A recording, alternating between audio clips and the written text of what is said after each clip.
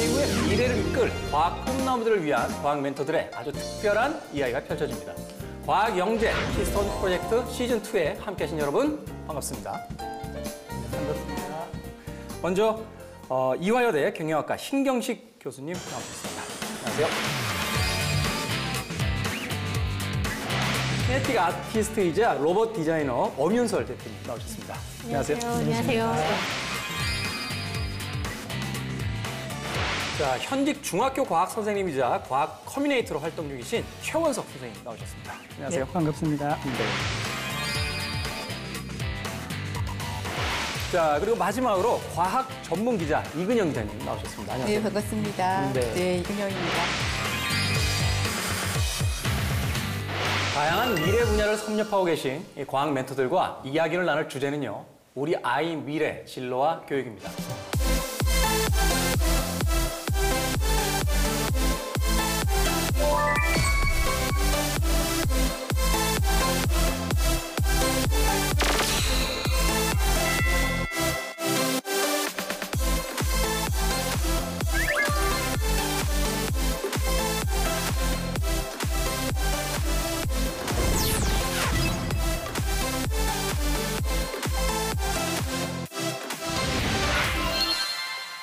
사실 여기 나오신 과학 멘토 대부분이 과거에는 없던 분야, 즉 미래 분야에서 활동을 하고 있다고 해도 과언이 아닐 것 같은데요.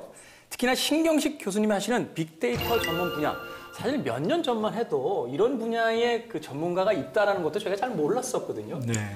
이런 분야의 일을 선택하게 된 그 계기가 굉장히 궁금한데. 옛날 은사님 한 분이 앞으로 미래에는 이제 이 공학하고 경영학하고 접목돼서 이 공학의 중요성이 굉장히 커질 테니까 나중에 박사과정이라든지 이런 거는 공학을 해보면 어떠냐 그런 말씀이 있으셨어요. 근데 그때는 사실 문과 출신인 제가 갑자기 공학 박사를 한다는 게 좀 과거만 해도 이과와 문과라는 건 완벽하게 관리할 수 있는 두 개의 다른 분야였잖아요. 그랬는데 그때 나중에 진로 정할 때 아닌 게 아니라 그때 그 생각이 나서 제가 데이터 마이닝이나 인공지능 분야 이런 분야를 나중에 이제 경영 분야에 적용하는 연구 쪽으로 한번 해보자. 그래서 이제 공학 박사 과정을 하게 됐는데 지금에 와서 보니까 이제 그게 경영학하고 또 이 공학하고 두 개 분야를 둘 다 조금씩 이해하는 그런 그 토대가 된 것 같습니다. 그러다 보니까 이제 중요해지고 있는 빅데이터라든지 인공지능을 어떻게 실제적으로다가 이 경영 분야에 적용할 건지 이런 분야에 대한 연구로 이어질 수 있었던 것 같습니다. 단순하게 빅데이터를 분석하는 것뿐만이 아니라 그것을 이제 실제 어떤 기업의 경영에다가 어떻게 접목시킬 수 있을지. 그렇습니다. 이 연결고리를 이제 고민하고 있다. 네. 또 그 출발점 자체가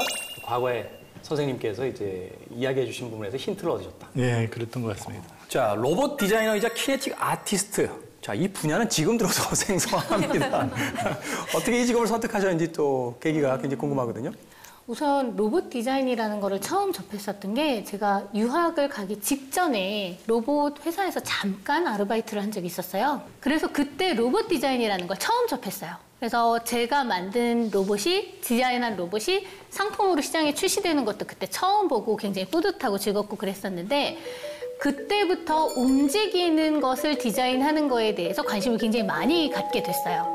고정되어 있는 디자인이 아니라 뭔가 그 움직이는 그렇죠. 물건에 대한 디자인. 네네. 제가 공부하려고 했었던 수수미수 쪽은 안 움직이는 그런 오브제에 대한 거였거든요. 그래서 되게 고민을 많이 하고 있었는데 그 시기쯤에 저의 지도 교수님이랑 그다음에 제 남편의 또 지도 교수님이 거의 같은 시기에 동시에 두 분이 그렇다면 네가 움직임을 그 너의 오브제에다가 입혀보면 어떻겠니? 그래서 키네틱 아트라는 게 있단다? 이러고서는 소개를 해주신 거예요.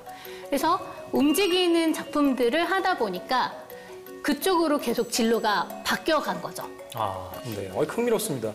신경식 교수님도 그렇고 엄윤설 대표님도 그렇고 결국 어떤 하늘에서 계시가 내려와서 내가 이걸 빅데이터나 로봇을 해야겠구나라고 느꼈던 게 아니라 결국은 내 주변에 있는 여러 사람들의 어떤 권유 혹은 그들에게서 얻은 힌트를 가지고 인생의 어떤 전환점이 됐다라고 이야기를 해주신 것 같습니다.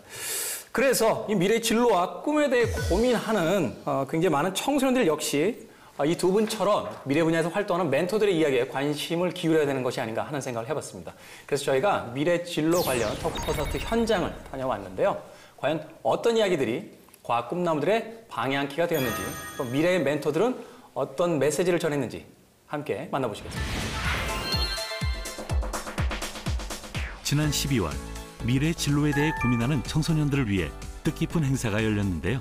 올바른 진로를 함께 생각하는 시간을 가질 수 있기를 바라며 마련된 행사입니다. 윤봉길 의사는 의사냐? 바로 국가과학기술인력개발원에서 주최한 4차 산업혁명 시대 사회변혁과 미래의 진로 토크 콘서트입니다.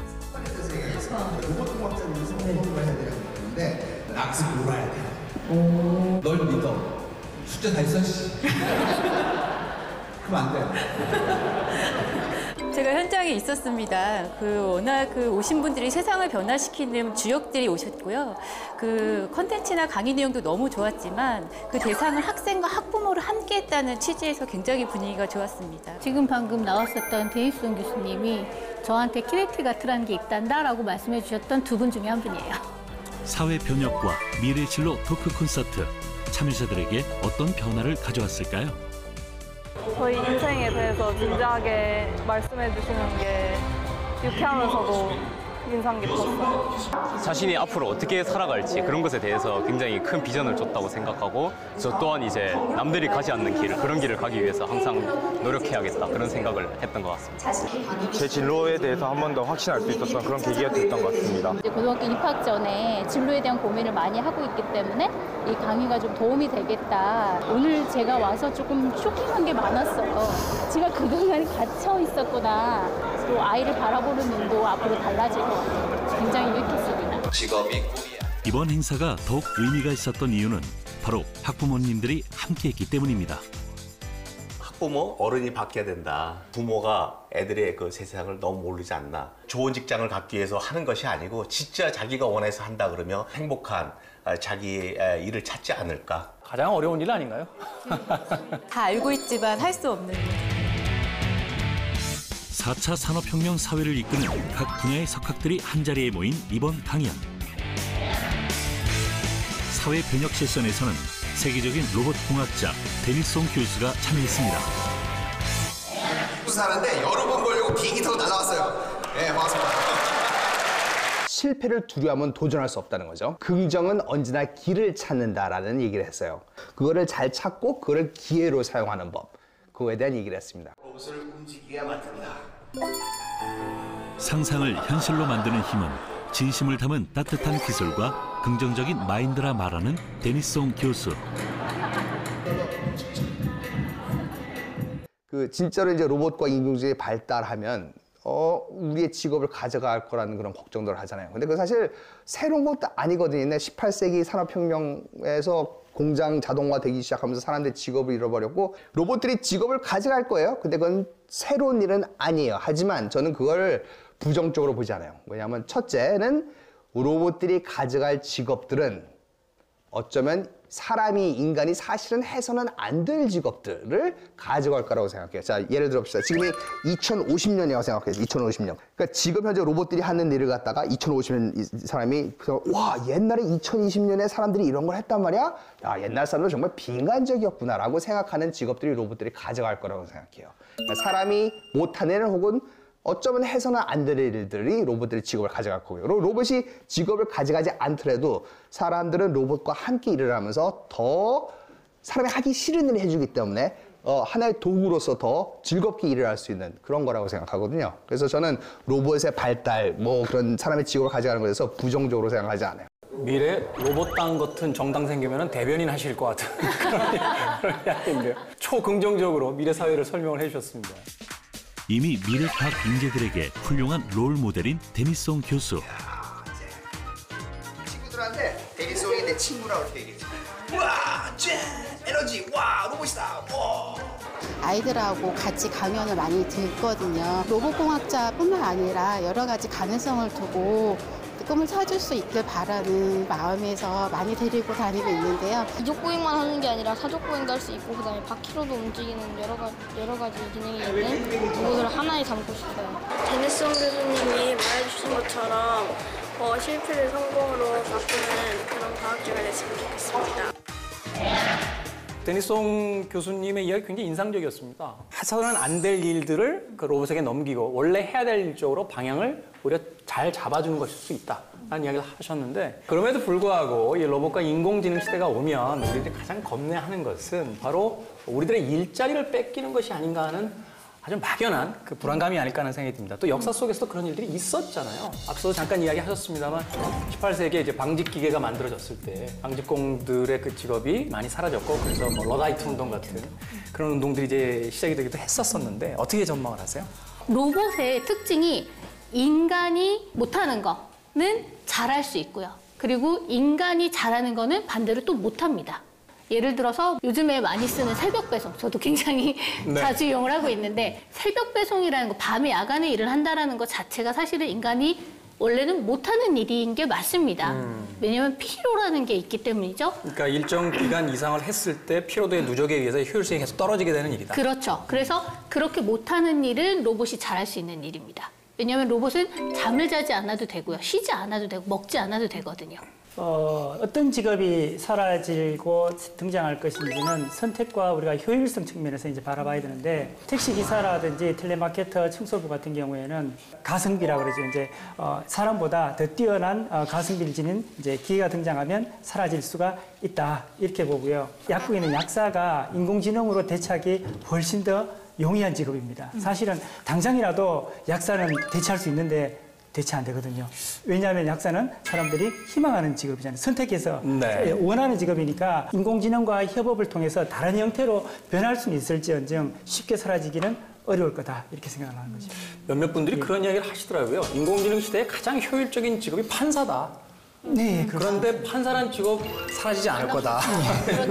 사람들이 절대로 그 직업을 포기하려고 하지 않을 거고 단기간 내에는 그 직업을 없애려고도 하지 않을 거다. 자, 그런데요, 이 미래 시대 인공지능이 등장을 하게 되면 제일 먼저 없어질 직업 중에 하나가 지금 여기 나와 계신 네 분 중에 한 분의 직업에 해당이 됩니다. 기자라고 합니다. 기자. 지금 시대는 누구나 기자가 될 수 있는 1인 미디어도 너무 활성화되어 있어요. 그래서 뭐 여러 가지로 위협을 받고 있는데 로봇 기자가 제공한 사실에 근거한 정보를 기반으로 제가 더 많은 기획력과 사고력이 중심이 되는 더 의미 있는 한 단계 높은 기사를 행성한다면 저로서는 서브 기자가 하나 생기는 거기 때문에 더 좋은 일이죠. 이근영 기자님께서 이제 본인의 직업이 절대로 없어지지 않고 절박합니다. 네, 절박합니다. 근데 한편으로 그 이야기가 이해가 되네요. 그러니까 여기서 이야기하는 앞으로 사라질 직업의 기자라는 것은 그러니까 사실을 이제 전달하는 아주 단순한 형태의 기자들은 사라지겠지만 이 기사들을 가지고 어떤 윤리적인 판단을 하고 또 사회적인 어떤 분석을 해내는 그 위에 상층부의 기자의 역할들은 분명히 존재할 거다. 그렇습니다. 자, 방송 보시면서 그 학부모님들하고 그 학생들은 이런 생각할 것 같아요. 우리는 지금 미래에 어떤 직업이 생길까가 궁금해 죽겠는데 자꾸 나와서 전문가들은 이런 직업들이 없어질 거라고 생각하고 있어서 본인들의 이야기만 하고 있는 게 아니냐라고 또 생각을 하시는 분들도 굉장히 많으실 것 같습니다. 미래 직업 전망을 해줄 강연자는 교육공학자 유영만 교수. 책상에서 배운 지식은 절대로 포기하지 말아가 명언인 것 같은데 그 명언을 믿고 한계에 도전하면 죽어요, 사람이. 과거 그는 공고를 졸업하고 화력발전소에 취직. 이후 대학에 진학하고 싶다는 일념으로 공부를 시작했다고 합니다. 그 과정에서 시행착오도 겪었다고 하는데요. 아이들이 진학과 진로 중에서 뭘 먼저 생각하냐면 진학을 먼저 생각하잖아요. 사실은 맞습니다. 저 역시도 학교를 제가 원해서 간 게 아니라 점수가 안 맞아가지고 거기 갔다가 뒤늦게 진로를 찾은 거거든요. 진짜 진로를 찾는 가장 확실한 방법은 이것저것 해보는 거예요. 그렇다면 지식생태학자라 불리는 그가 바라본 4차 산업혁명 시대. 미래 사회를 살아갈 청소년들에게 지금 가장 필요한 것은 어떤 것일까요? 4차 산업혁명이 오면서 이 인간이 갖고 있는 지능은 인공지능이 거의 대체하기 시작하거든요. 그러면 인공지능이 할 수 없는 게 뭘까? 호기심을 가지고 질문하는 거예요. 근데 우리는 이제까지 누가 던져준 문제에 대해서 답을 찾는 교육을 배웠잖아요. 정답 찾기 선수들을 양성해 왔는데 이제 정답은 기계가 더 잘 찾아내거든요. 그러면 인간이 해야 될 건 뭐냐면 기계가 대답할 수 없는 전대미문의 새로운 문제를 내는 거예요. 그래서 저는 4차 산업혁명 시대에 우리 아이들이 어떤 인재가 되면 좋겠냐면 문제를 일으키고 누구도 쉽게 대답할 수 없는 질문을 던지는 인재들, 특히 호기심을 가지고. 수영을 잘하는 적성을 갖고 있는 누군가요? 네, 우리가 수영을 잘합니다. 그런데 토끼 엄마가 문제를 일으키는 미래형 인재가 되기 위해선 학생뿐 아니라 부모의 역할과 생각의 변화도 중요하다고 말하는 유영만 교수. 이 세상에서 태어날 때부터 죽을 때까지 남과 기별하는 유일한 동물이 있습니다. 그 동물 이름이 뭘까요? 사랑입니다. 하지 말아야 될 거는 학부모님의 생각을 아이들한테 일방적으로 자꾸 가르치려고 하는 거예요. 그러니까 이제까지 학부모들이 살아왔던 세대와 학부모님들의 자녀가 앞으로 살아갈 미래는 상상을 초월할 정도로 다르거든요. 근데 많은 학부모님들이 자신이 이제까지 살아왔던 생각과 가치관, 그 다음에 본인이 좋아하는 직업 이런 것들을 아이들한테 자꾸 옷을 벗어가지고 맞지도 않는 옷을 아이들한테 자꾸 덮어 씌우거든요. 아이를 성적을 올리려고 하지 말고 성적을 뒤집으면 적성이 되잖아요. 그러니까 적성을 찾을 수 있도록 도와주면 좋을 것 같아요. 적성에 대한, 진로에 대한 고민을 할 때 그들이 가지고 있는 꿈과 이제 미래의 변화 상황들을 이제 매칭시켜 주시는 것. 이것이 또한 멘토들의 역할이 아닐까 하는 또 생각을 해보게 되거든요. 가장 먼저 좀 고민하고 좀 우리가 생각해 봐야 될 지점이 있다면 어떤 것이 있을까요? 미래에는 꿈을 찾아서 직업을 선택해야지 절대로 직업 먼저 그다음에 자기의 꿈은 나중에 또는 꿈과 직업을 둘 중에 하나를 선택해야 되는 그러한 상황을 만들지 않는 게 우선 제일 좋고요. 네. 만일에 선택해야 된다면 저는 꿈을 선택해야 된다고 봅니다. 선생님이 되면 굉장히 안정적이다. 그래서 저는 교대를 가려고 하는데 어떻게 해야 됩니까? 라고 선생님께 질문을 한다면 현실적인 문제는 이제 교대가 성적이 상당히 높으니까 왜 제가 공부를 못할 거라고 상정하고 이야기하시는지.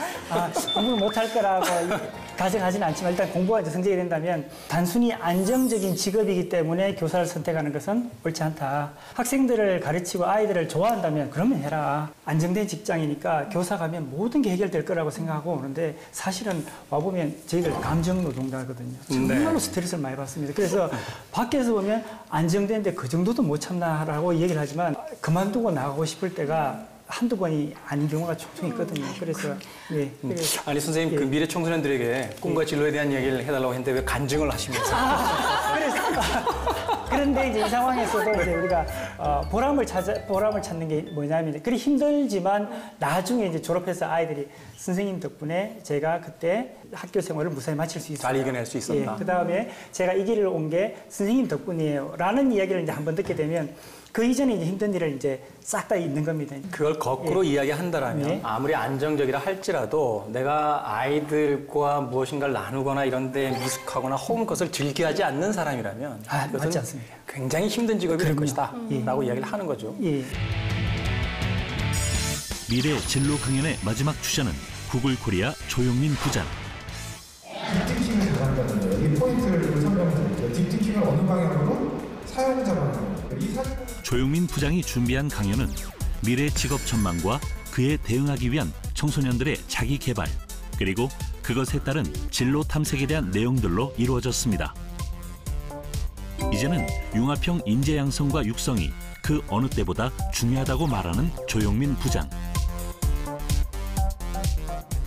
한 분야에 정말 너무 흥미가 생겼다라고 하면은요, 그걸 딥하게 파다 보면은 이 분야에서 뭔가 전에 없던 걸 만들거나 그 분야에서 안 풀리던 문제를 풀려면 결국엔 다른 분야와의 융합이 되게 중요해지거든요. 그리고 그렇게 하기 위해서는 사실은 뭐 다양한 방법론에 대해서 고민을 해보는 게 되게 중요한데 그러기 위해서는 직간접 경험이 많은 친구들이 그걸 잘하더라고요. 책을 많이 읽던지 아니면 활자가 불편하면 동영상에 유익한 컨텐츠, 정보화된 컨텐츠들을 많이 봐서라도 그런 트렌드를 많이 경험을 하고 아니면 정말 물리적인 경험을 다양하게 해보는 것도 되게 중요한 것 같고요. 그래서 정말 그런 친구들하고 아닌 친구들하고 많이 차이가 나는 것 같긴 합니다. 그래서 좀 그런 경험을 많이 하셨으면 좋겠어요. 진로를 고민하는 청소년들에게 그는 꼭 전하고 싶은 말이 있다고 합니다. 좋아하는 일을 찾으세요. 이렇게 아름다운 얘기를 드리는 건 아니고요. 좋아하는 일 찾는 사람은 진짜 행운하거든요. 경험을 좀 다양하게 해보시는 것. 컨텐츠에 집중을 하시라는 거죠. 다양한 경험을 할 수 있는 컨텐츠. 네. 어찌됐건 이 세 분의 그 멘토들의 이야기 속에서 하나의 공통적으로 모아지고 있는 부분은 경험인 것 같아요. 보다 다양한 경험을 해야 된다.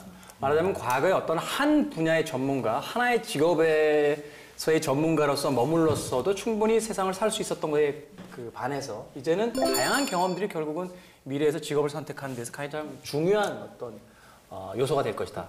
자, 그런데요. 미국에서 21세기 이 표현이 굉장히 강렬합니다. 가장 유망한 직업도 아니고요. 가장 섹시한 직업으로 데이터 과학자를 꼽았습니다. 신경식 전문가님이 바로 그 데이터 과학자신데 이거 본인이 직접 조사하신 건 아니시죠? 사실 이게 빅데이터 그러면 사실 그대로 번역하게 되면 그냥 큰 데이터라는 뜻이잖아요. 네. 사실 그런 뜻이 아니라 빅데이터는 이 데이터를 분석해서 그 안에서 우리가 필요로 하는 정보나 지식을 뽑아내서 그걸 활용하자라고 하는 패러다임이거든요. 이 데이터를 잘 분석하면 그 안에서 마치 금이나 다이아몬드 같이 아주 귀한 지식이 추출된다는 얘기인데 네. 데이터가 아무리 많아도 그걸 분석해서 그 안에서 지식을 뽑아낼 수 있는 그런 사람이 필요할 거 아니겠어요? 그렇죠. 그래서 지금 굉장히 많이 주목받고 있는 겁니다. 자, 그렇다면 이렇게 유망한 직업을 갖기 위해서는 어떤 조건들을 갖춰야 되고 어떤 공부들을 해야 되는지 굉장히 궁금해졌는데. 커뮤니케이션 스킬. 다시 말해서 자기가 찾아낸 어떤 지식을 어떤 조직에다가 반영해서 그걸 통해서 어떤 변화를 이끌어낼 수 있는 어떤 소통 역량까지를 포함해서 이 데이터 사이언티스트가 갖춰야 될 역량이라고 이야기를 하고 있어요. 우리가 기술만 잘한다고 해서 데이터 사이언티스트가 되는 게 아니다. 신경식 전문가님의 이야기는 이 분야는 쉬운 분야가 아니니까 남들은 들어오지 말아라고 하시죠. 거꾸로 얘기하면 누구든지 할 수 있는 분야다.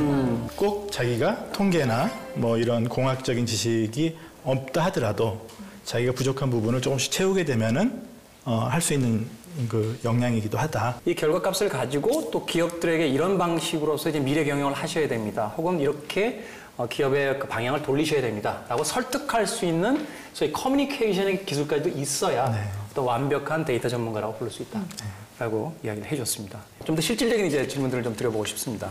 본인들이 하고 계신 일을 빼고 네. 미래에 가장 유망할 직업 왜 그런지까지 한번 짚어서 이야기를 좀 해주신다면. 가장 핫한 분야를 골라달라 하면 저는 우리 사회자님 하고 계신 엔터테인먼트 분야를 꼽고 싶습니다. 엔터테인먼트 분야가 왜 핫하냐면 인공지능은 잘못하고 인간은 잘하는 게 뭐냐? 노는 겁니다. 크리에이터라고 얘기하는 게 인간에게 즐거움을 주는 직업. 그렇죠. 그렇게 얘기하지만 딱 잘라서 노는 직업. 제 직업이 그렇게 비춰지나요? 나름 진지하게 제 직업에 임하고 있는 사람인데. 그러니까 우리가 노는 직업이라고 해서 진지하지 않다는 게 아니고 이제 논다는 테두리 하에서 보면 재미를 주는 직업이 저는 아주 좋은 직업이라고 생각합니다. 그래서 그런 직업이 앞으로 꾸준하게 인공지능의 위협을 받지 않고 성장해 나갈 수 있는 분야다. 노동을 통해서 어떤 것들을 이제 제조하던 그런 시대가 있었다라면 이제는 그 단계를 로봇에게, 인공지능에게 넘겨준 채 우리는 이제 유희의 인간, 그러니까 즐거운 삶을 위한 인간으로서 살아가야 될 텐데 그렇다면 더 많은 컨텐츠가 필요할 테니 그렇죠? 결국 이 컨텐츠를 생성하는 직업들, 말하자면 뭐 예능인이라든지 또는 예술가라든지 이런 직업들이 훨씬 더 유망한 미래 직업이 될 수도 있다라고 이야기를 해줬습니다. 많은 사람들이 저를 예능인으로 보는데 저는 비평합니다. 과학 선생님이자 과학 커뮤니케이터. 이제 최근에 유행하고 있는 이제 투잡의 선생님이 아닌가. 선생님이면 되게 이제 가장 안정적인 직업으로 저희가 알고 있는데, 네, 두 번째 직업으로 선택하신 과학 커뮤니케이터 어떤 일을 하고 계신 겁니까? 과학을 이용해서 대중들과 소통하는 일을 하고 있는데요. 일종의 뭐 과학 컬럼니스트, 뭐 과학 평론, 뭐 이렇게 이야기할 수도 있겠네요. 그렇군요. 자, 최현석 선생님처럼 이 변하는 시대에 맞춰 직업의 한계를 넓히는 분이 계십니다. 함께 만나보시죠. 10평이 채 안 되는 작은 공간에서 만난 주인공. 안녕하세요. 과학 크리에이터 미나니입니다. 올해로 유튜버 4년차, 호기심을 자극하는 재미있는 과학 실험들로 괴짜 과학 유튜버로 불리는 미나니. 현재 그가 운영하는 과학 채널 구독자 수만 무려 10만 명에 다다른다고 하는데요. 그는 어떻게 과학 크리에이터가 된 걸까요? 발효공학 연구실이라는 연구실에서 학부생 연구원으로 있었어요. 그때 연구실에는 수많은 과학 장비들이 있었거든요. 그걸 하나하나 써보면서 이런 쓰는 장면들을 좀만 더 재밌게 해서 영상을 올리면 사람들이 많이 보지 않을까 하면서 실험들을 하고 과학 장비들을 쓰는 것까지 찍어서 영상을 올리기 시작했거든요. 반응이 아주 좋았던 거죠. 그렇게 해서 계속해서 과학 관련된 영상들을 만들어 나가기 시작했습니다. 일주일에 한 편 이상씩 영상을 제작한다는 그가 오늘 준비한 주제는 바로 김치의 유산균 실험인데요. 생김치랑 묵은지에 진짜 유산균이 있는지도 현미경으로 살펴보고 또 생김치랑 묵은지랑 어떻게 다른지 또 살펴볼 겁니다. 생김치부터 보겠습니다. 이 생김치가 편의점에서 산 생김치인데 이게 한번 멸균된 거라서 그런지 멸균 생김치이기 때문에 다 죽었는 것 같아요. 약간 막 유산균이 없다고요? 교과서에 볼 수 없던 것들을 현미경으로 관찰하기. 근데 그 관찰하는 대상이 코딱지가 있기도 하고 뭐 귀지가 되기도 하고 때가 되기도 하고 그런 약간 더러운 것들도 많이 봤고 또 칠판을 긁었을 때 소리가 아주 듣기 싫죠. 근데 그냥 넘어가는 게 아니라 왜 칠판 긁는 소리가 싫지? 라는 생각을 하면서 관련된 연구 자료를 찾고 또 그걸 영상으로 만들다 보니까 정말 특이한 주제들이 너무 많았어요. 그래서 사람들이 넌 괴짜다, 너는 4차원이다 이런 말이 많았습니다. 사실 그의 전공은 과학이 아닌 한방식품 양리학을 전공했다고 합니다. 아니면은 그 액체만, 김치의 액체만 건더기 없이 뽑아내서 다시 한번 봐야 될 것 같아요. 자세히 보니 김치 속 균들이 만들어낸 물질, 죽은 균, 당분들이 뭉쳐 만들어진 것들도 보이네요. 묘하게 계속 보고 싶네요. 오, 작고 길쭉한 것들이 물 흐름에 따라 막 지나가네요. 과학 크리에이터로 성공할 수 있었던 이유가 궁금한데요. 일단은 저는 두 가지인 것 같아요. 저는 일단은 꾸준함, 일주일에 하나씩은 무조건 올린다가 있고 두 번째는 자극적이라기보다는 그냥 기발한 아이디어가 도움이 됐던 것 같아요. 이 칠판을 긁는 소리... 누구나 한 번쯤 생각해봤지만 무심히 넘겼을 호기심과 궁금증들을 속 시원하게 풀어주는 미나니의 과학 콘텐츠. 덕분에 글을 찾는 것도 많아졌다고 하는데요. 여러 기업들과 콜라보를 하거나 아니면은 과학관이나 이런 청소년 수련관 이런 데 가서 어린이들을 대상으로 과학 강연도 하고 크리에이터 강연도 하고 있고 또 최근에는 책도 냈습니다. 최근에 저 친구를 만나고 왔는데요. 너무너무 눈빛에서 내가 너무 이 일을 좋아합니다라는 게 드러날 정도로 재밌게 일을 하고 있었고요. 오신 분들 모두에게 자기 책을 나눠주면서 홍보를 열심히 하더라고요. 그런 열정이라는 게 이제 본인 일을 좋아하지 않으면 할 수 없는 거죠. 그가 과학 꿈나무들에게 해주고 싶은 말이 있다고 하는데요. 요즘에는 과학을 한다고 해서 무조건 과학자가 되는 법은 없습니다. 과학자가 될 수도 있고 또 과학과 관련된 여러 커뮤니티 활동들을 할 수 있어요. 실험 같은 것들을 공연장에서도 보여주기도 하고 대학로에서도 보여주기도 하거든요. 요즘에는 이런 직업들이 엄청 많아졌어요. 과학과 관련된 거에. 그래서 과학에 관심이 있다 하시는 분들은 나는 과학자가 되어야지 이런 생각보다는 과학으로 내가 할 수 있는 게 무엇일까? 또 과학을 통해서 내 꿈을 이룰 수 있는 게 무엇이 있을까? 이런 생각을 했으면 합니다. 알면 알수록 재미있는 과학 콘텐츠 기대하겠습니다. 자, 한의대 진학을 한 뒤에 자신의 전공과는 조금 다른 길에서 자신의 이의를 찾아낸 미나미라는 인물입니다. 본업 이외에 과학 크리에이터라는 새로운 직업에 또 도전을 한 거잖아요. 이 과학에서 새로운 진로를 찾은 사람을 본 소감이 좀 어떠신지. 결국에는 과학을 소재로 컨텐츠를 생산하는 직업군들이 굉장히 많이 생기고 있습니다. 미나이도 그렇지만 과학을 주제로 유튜버로 활동하는 분들이 매월 연금처럼 꼬박꼬박 수익이 들어오고 있다는데요. 그 금액을 보시면 깜짝 놀라실 겁니다. 2차 컨텐츠도 생성하기도 하지만 이걸 가지고 책으로 만들고 책과 관련된 강연도 굉장히 많이 다니거든요. 예전처럼 과학을 지식으로만 저희가 다루는 것이 아니라 문화와 일상, 그다음에 취미와 컨텐츠로 다루는 것들을 많이 확산되고 있습니다. 저 친구를 만났을 때 그 눈빛에서 제가 열정이 느껴진다고 아까 잠깐 코멘트를 해드렸는데요. 정말 좋아하니까 저렇게 하는구나. 저렇게 좋아하지 않으면 저렇게 할 수가 없다. 좋아서 하는 일인데 돈도 잘 벌겠구나라는 생각이 들더라고요. 인상 깊게 봤고요. 저희 아들도 저랬으면 좋겠다라는 생각으로 감이 들었지만 또 부모 입장에서는 한의대를 다니다가 저희를 집중한다고 하면 바로 내가 예스할 수 있을까? 이런 고민도 조금 해봤습니다. 부모들의 입장이라는 건 정말 복잡하잖아요. 예전에 어떤 글을 보니까 부모들은 모두 다 위인전을 아이들에게 사주는데 막상 위인이 되려고 하면 못하게 한다는 거죠. 고생할까 봐.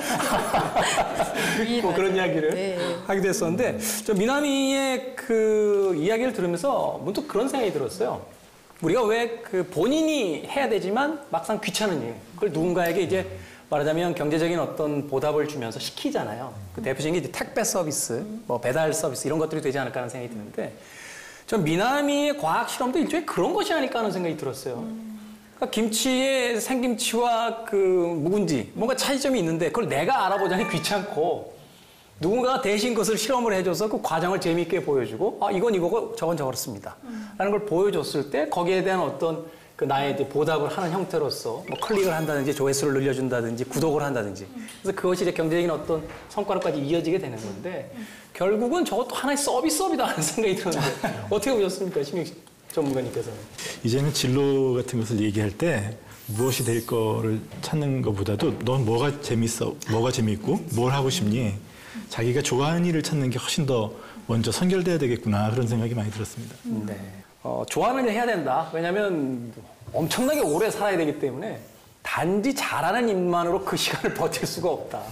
결국 오래 가기 위해서는 단기적인 어떤 성과를 내기 위해서는 잘하는 것으로 어떤 성과를 낼 수 있겠지만 우리 인생이 이제 뭐 60, 70, 80도 아니고 이제 120살의 시대를 살아가야 된다라면 20살에 세상에 나와서 직업을 가져도 100년의 직업을 가져야 될 텐데 좋아하는 것이어야만 버틸 수 있다. 그것도 하나의 힌트가 되지 않을까 하는 생각을 해봤습니다. 묵은지하고 생김치하고 뱃속으로 들어가면 다 똑같지. 입에서는 맛있잖아요. 근데 어떤 차이가 있을까라는 데에서 그런 데에다가 이렇게 질문을 처음에 던졌다라는 것 자체가 되게 재미있다라고 생각을 하고요. 그거를 재밌는 방법으로 풀어서 재밌게 이야기를 해서 올리잖아요. 결국 인간은 유의의 인간이고 호모 루덴스라고 하잖아요. 그런 것처럼 유의를 추구하는 존재고 그리고 저기에 나왔었던 그 예시도 미나미가 하는 일도 어떻게 보면 잉여거든요. 그러니까 그 부분을 딱 건드려주고 있는 것 같아요. 재미, 유희, 잉여 이 부분을 딱 건드려주고 있어서 사실은 저런 분들은 굉장히 유망하겠죠, 앞으로도. 어느 정도 오늘 이야기가 좀 정리가 되는 것 같아요. 미래의 어떤 직업들, 우리가 소위 인공지능과 로봇이 할 수 없는 어떤 직업들을 선택해야 될 것이냐라고 봤을 때 두 가지로 좀 모아지는 것 같은데 하나는 뭐냐면 답이 아닌 질문을 던지는 것. 결국 그것은 상상력에서부터 올 수도 있고 현재 있는 것을 좀 비관적으로 쳐다보는, 비판적으로 쳐다보는 시각에서도 올 수 있는데 그렇다면 이것을 가지고 무엇을 할 것이냐. 그것을 가지고 유희를 만들어내는 것. 과거에는 우리가 이런 이야기 많이 들었잖아요. 제발 그 쓸데있는 일 좀 하고 쓸데없는 일 하지 마. 라고 이야기를 했었는데 이제는 기계와 로봇과 AI가 쓸데있는 일을 다 할 테니 우리는 그 안에서 쓸데없는 일들을 마음껏 펼쳐내면서 즐겁게 사람들을 만들어줄 수 있는 것. 이것이 어떻게 보면 가장 미래의 직업에서 핵심적인 포인트가 될 수 있을 것이다. 정확하십니다. 그렇습니다. 네, 라고 볼 수 있겠네요. 네. 앞으로 노래 부르고 연기한다라고 그러면 부모님들 많이 말리지 마시고 바라겠습니다. 자, 미나미 씨처럼 이 직업의 한계를 넓히는 분도 계시고요. 또 일찍이 자신의 꿈을 위해서 적성에 맞는 진로를 선택한 청소년들도 있다고 합니다. 함께 만나보시죠. 대전광역시 서구에 위치한 대신고등학교. 다른 학교와 차별화된 다양한 동아리를 운영하며 교내외에서 활발한 활동을 하고 있습니다. 얘가 원점이라고 하면은 이 원점을 통해서 회전 변환 행렬을 띄고 있는 것이라고 볼 수가 있어. 설명할 수 있는 그런 탐구 활동을 진행해 보면 좋을 것 같아요. 자율적으로 진행되는 동아리 활동에 적극적으로 참여하는 학생들. 이곳은 어떤 동아리인가요? 네, 저희 동아리 파인더는요. 일단 수학 스팀 동아리인데요. 예술과 수학의 융합을 통해 좀 더 재미있고 좀 더 다양한 수학 교육을 하기 위해서 노력하고 있는 그런 동아리입니다. 예를 들면 그 모양과 같이. 이 동아리는 학년별 정예 학생으로 구성하여 고등 수학에 심취할 수 있도록 하며 스팀 교육 기법을 이용해 융합형 인재를 기르는 데 중점을 준 동아리라고 합니다. 대전 대신고등학교에는 이제 창체 동아리와 자율 동아리를 처음 포함해서 130여 개의 동아리가 지금 운영 중에 있습니다. 연간 프로젝트로 진행을 하면서 본인들이 고민하고 힘들었던 문제점에 대해서 다시 재도전하면서 성장할 수 있도록 학교에서는 최대한 지원을 많이 하고 있습니다. 130여 개가 넘는다라면은 한 사람이 여러 동아리에 가입해서 활동하고 있다 이렇게 볼 수 있겠어요. 학생들은 동아리 활동을 통해 자신의 진로에 대해 더 깊게 생각하고 그 과정을 통해 진로의 방향을 잡아갑니다. 제 원래 꿈은 기계공학자였는데 제 진로를 구체화시키는데도 이런 수학 교구를 만들어서 사람들에게 설명하고 수학 원리를 탐구하는 그런 활동이 많이 도움이 된 것 같습니다. 이번엔 또 다른 동아리를 찾아가 봤는데요. 이곳은 IT와 농업을 융합한 동아리라고 합니다. 저희 날샘은 첨단 기술을 활용해서 스마트팜 장비를 이제 연구하고 탐구하는 그런 목적으로 설립된 동아리입니다. 사진을 촬영해서 식물의 병충해 여부를 알 수 있는 식물 상태 분석 알고리즘을 제작을 했고요. 이 알고리즘을 통해서 심화 탐구 보고서를 작성을 하고 또 실제 농업 현장에까지 적용해보는 결과를 가져왔습니다. 언젠가 힘차게 솟아날 셈이라는 뜻처럼 동아리를 통해 차근차근 자신들의 꿈에 도달해가는 학생들. 저희 같은 경우는 주변의 문제점을 해결할 수 있는 그런 것들을 컴퓨터를 통해서 만들다 보니까 자연스럽게 창업까지도 이어질 수 있었던 것 같습니다.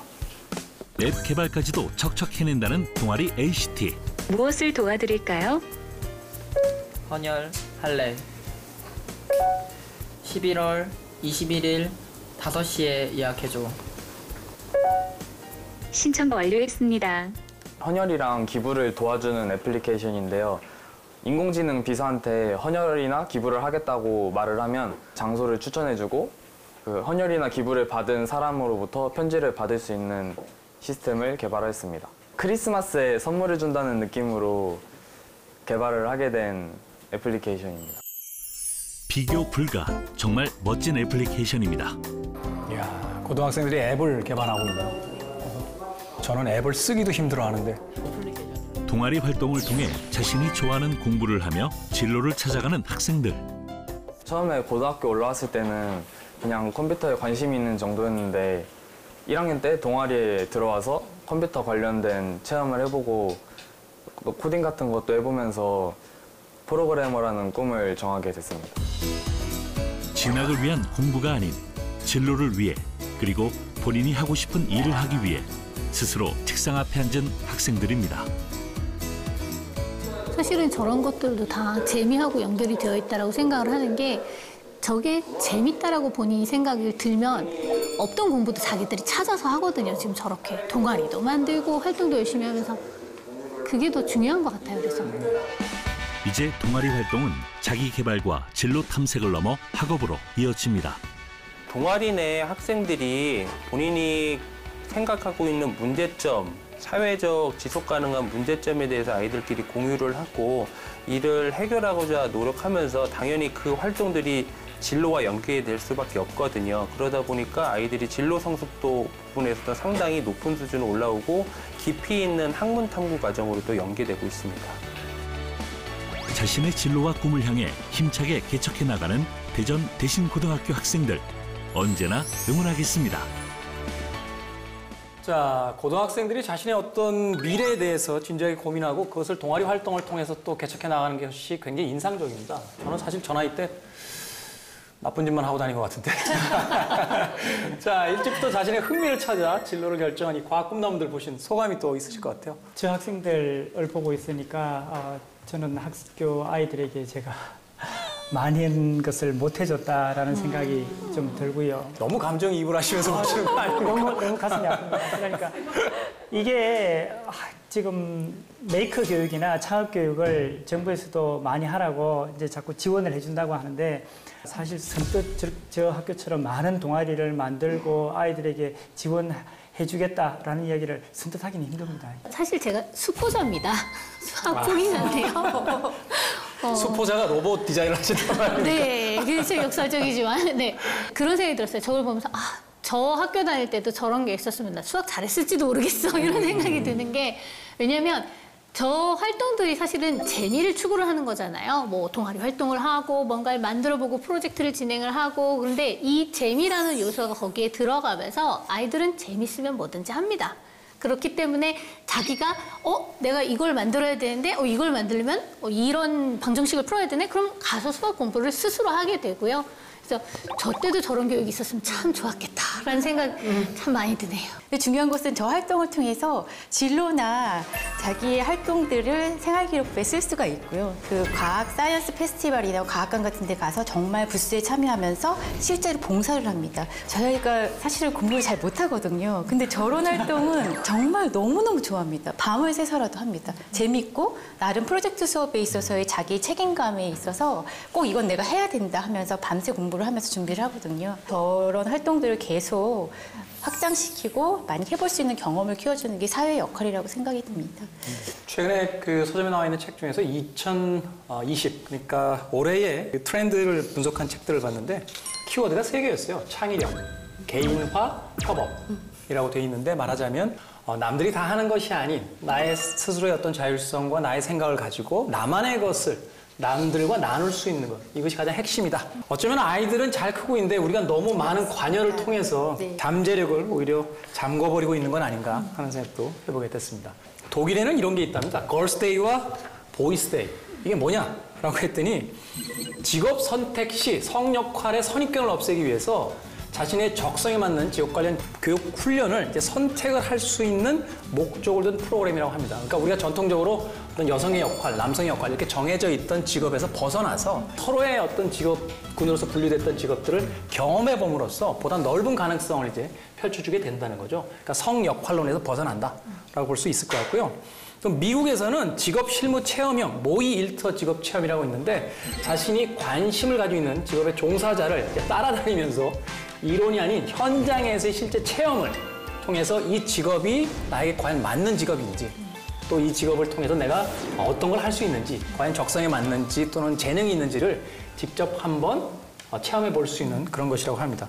생각해보니까 맞는 것 같아요. 우리는 운전면허증 하나를 딸 때만 해도 도로 시험을 보면서 그 도로에 나가서 적성 검사도 하고 직접 체험도 해보는데 막상 자신의 가장 중요한 직업을 선택할 때는 그런 기회들을 너무 주지 못했던 것이 아닌가. 이런 것들이 중요하다라는 걸 알지 못한 학부모들이 굉장히 많습니다. 그래서 왜 아이들을 이렇게 막 활동을 하면서 돌리는 거지? 왜 여기저기 데리고 다니는 거지? 모르시는 분들이 많으셔서요.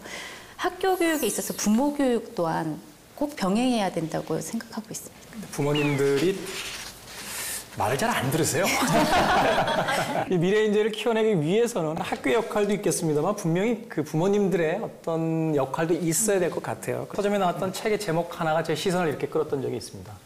부모라서 실패한다. 부모이기 때문에 객관적으로 쳐다보지 못하고 조바심이 오히려 더 안 좋은 길로 아이들을 인도하게 된다. 라는 이야기를 하기도 하거든요. 그렇죠. 사실은 자율성을 믿어주고 그들의 어떤 창의력도 믿어주고 또는 작은 실패를 통해서 더 단단해질 수 있다는 것도 좀 받아들여줘야 되는데 우리가 부모이다 보니까 그 아이들에게 그 작은 어떤 좌절이라든지 실패조차도 주지 않으려고 또는 그들에게 항상 옳은 정답만을 제시하려다 보니까 오히려 그들이 가지고 있는 자율성과 상상력을 제한하는 그런 경우도 생기게 되는 것 같은데 자 그렇다면 부모들은 어떻게 달라져야 될까요?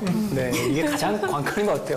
부모님들이 어린아이들에게 지능 발달을 시키려고 블록 장난감 이런 거 사주시거든요. 그러면 이렇게 합니다. 블록 장난감 잔뜩 이제 아이들이 막 가지고 놀아요. 즐겁게 가지고 놀다가 한참 가지고 놀면 엄마가 애한테 얘야 이제 공부해야지. 그걸 가지고 노는 게 공부라니까요. 그 생각을 안 하시는 겁니다. 블록 장난감을 가지고 놀면 이거는 노는 거지. 아이의 창의성 발달이나 인지 발달에 도움이 되는 공부라는 생각을 안 하시는 거예요. 놀이 따로, 공부 따로. 그러니까 이게 같이 이제 섞여서 같이 융합될 수 있는 그러한 이제 교육이 돼야 되는데 학교도 그게 안 되고 집도 그게 안 되는 겁니다. 이 생각 자체를 이제 바꿔야 됩니다. 저희 부모님도 항상 이야기를 하셨죠. 얘야 이제 그만 공부해야 하지 않겠니라고. 모든 걸 다 잘할 순 없잖아요. 부족한 부분이 있으면 그걸 잘하는 옆에 친구랑 같이 한 팀이 돼서 하면 되는 거라고 생각을 해요. 그렇기 때문에 그걸 통해서 내가 이 부분이 부족하면 내 친구랑 같이 손붙잡고 이 문제를 해결해. 이게 바로 협업이고 협력이고 그게 융합이고 그리고 그 과정을 통해서 생겨나는 게 창의력이거든요. 근데 그렇게 연관지어서 생각을 못 하시는 것 같아요. 한 교육 전문가가 그런 이야기를 하더라고요. 한국 교육 굉장히 이상하다. 왜? 영어를 100점 받고 수학을 50점 받으면 수학학원에 보낸다. 재능이 있는 영어를 가르치지 않고 재능이 없는 수학에다가 돈을 쏟아붓고 시간을 쏟아부어서 아이들을 평범하게 만들어버린다. 이게 무슨 공부 방식이냐. 결국은 그 아이의 재능을 개발하고 그 아이의 재능을 가지고 다른 재능을 가지고 있는 사람들과 협업함으로써 여러 가지 일들을 만들어내야 되는데 오직 우리 아이 하나만 세상에서 우뚝 서야 된다는 그 잘못된 사고방식들이 가지고 있지도 않은 재능에다가 시간과 돈을 쏟아붓게 만드는 그런 결과를 만들고 있지 않느냐라는 이야기를 했을 때 굉장히 한 대 맞은 듯한 그런 기분이었거든요.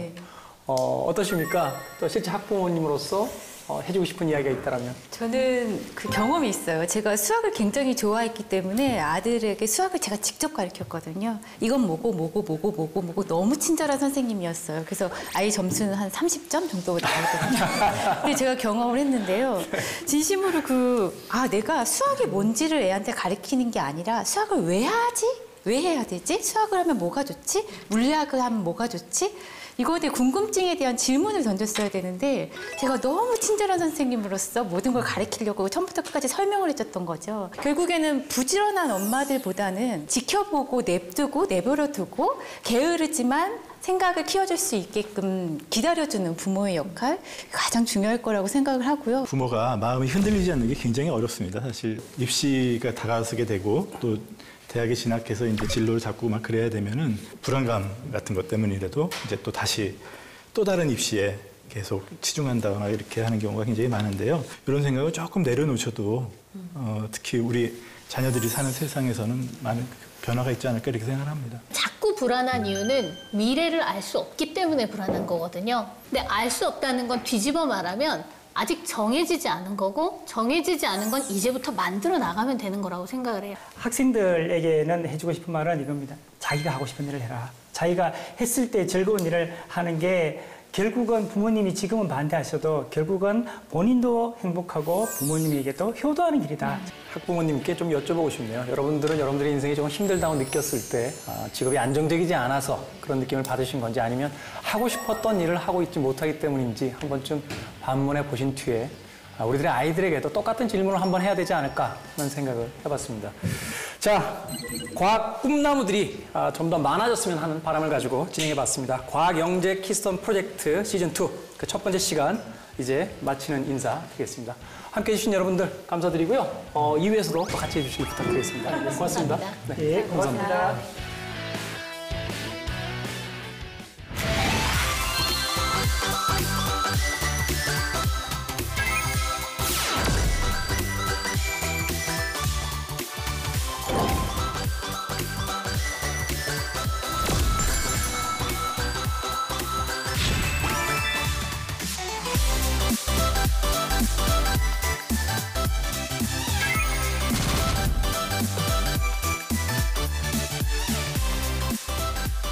과학 꿈나무들을 위한 과학 멘토들의 아주 특별한 이야기가 펼쳐집니다. 우리 사회를 따뜻하게 이끌어갈 미래 리더를 육성하는 교육은 본인이 직접 체험하면서 공감하는 능력, 즉 세종대왕으로 얘기하면 측은지심이 생겨가지고 한글을 모르는 국민을 어여삐 여겨서 이 세종대왕이 밤잠을 안 자고 상상력을 발휘해서 한글을 창제했던 것처럼 모든 창조, 세상의 변화와 혁신의 출발점은 타자의 아픔을 마치 나의 아픔처럼 가슴으로 따뜻하게 공감하는 능력, 이런 능력이야말로 로봇이나 인공지능이 흉내낼 수 없는 인간의 고유한 또 하나의 능력이라고 생각해요.